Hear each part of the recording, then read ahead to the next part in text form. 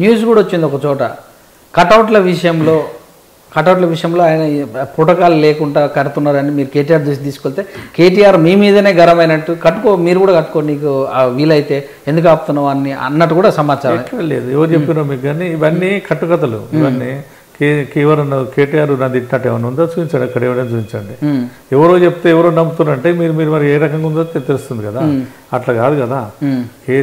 కేటీఆర్ ఎప్పుడు కూడా నన్ను మందలిచ్చాడు కానీ కథ ఉండదు. వాళ్ళు ఇట్లా ఉత్తనే పిలిచి మందలిచ్చడం అనేది ఇక్కడ ఉండదు. కట్టుకోవడం అనేది వాళ్ళ ఇష్టం, ఎవరి ఇష్టం వాళ్ళకు ఉంటుంది. దానికి ఏమి అంటే ప్రోటోకాల్ వాళ్ళకి జరిగినది ఒకటేందంటే తప్పుడు సమాచారం ఎట్లా అంటే క్లియర్గా కేటీఆర్ నేను ఒక్కని లేనాడు, 100 మంది ఉన్నారు, 100 మంది కూడా చెప్పిండ్రు.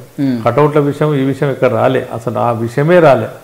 నేను అడిగిందల్లా ఏమడిగినా గౌరవ్ కేటీఆర్ గారు మీటింగ్లో ఉన్నప్పుడు, సార్ ఉద్యమకాలు కూడా ఉంటారు కదా సార్, మన అందరు అంటే కటౌట్లు అనేది కొద్ది ఎమ్మెల్యేలు ఎంపీలు ఇట్లాంటి వాళ్ళు కట్టుకోవడం కరెక్ట్ కాదు. ఉద్యమకాలు ఉంటారు, వాళ్ళు కూడా ఆశపడి ఒక 2 కటౌట్లు కట్టుకోవాలనుకుంటారు, ఒక ప్యానల్ కట్టుకోవాలనుకుంటారు. దానికి మనకి ఏమి ఇబ్బంది లేదు కదా సార్ అంటే ఓకే అంటే ఎవరైనా కట్టుకోవచ్చు అన్నాడు. అంతే. దానిగా ఏమేమో చెప్పి తిప్పింది తప్ప అందులో ఏమీ లేదు, పసే లేదు. అందులో క్లియర్గా అందులో ఒక్కరు కాదు 50 మంది ఉన్నవాడు. నేను ఒక్కరు చెప్పేది కాదు, 50 మంది ఉన్నవాడు.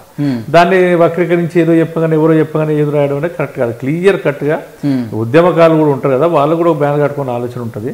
కొంతమంది పనిచేసిన వాళ్ళు ఉంటారు, ఒకరొకరు కట్టుకుని ఉంటారు. నేను అడిగింది అది, నేను చెప్పడం కాదు, నేను ఒకరి మీద అవ్వను, నేను అడిగింది అది.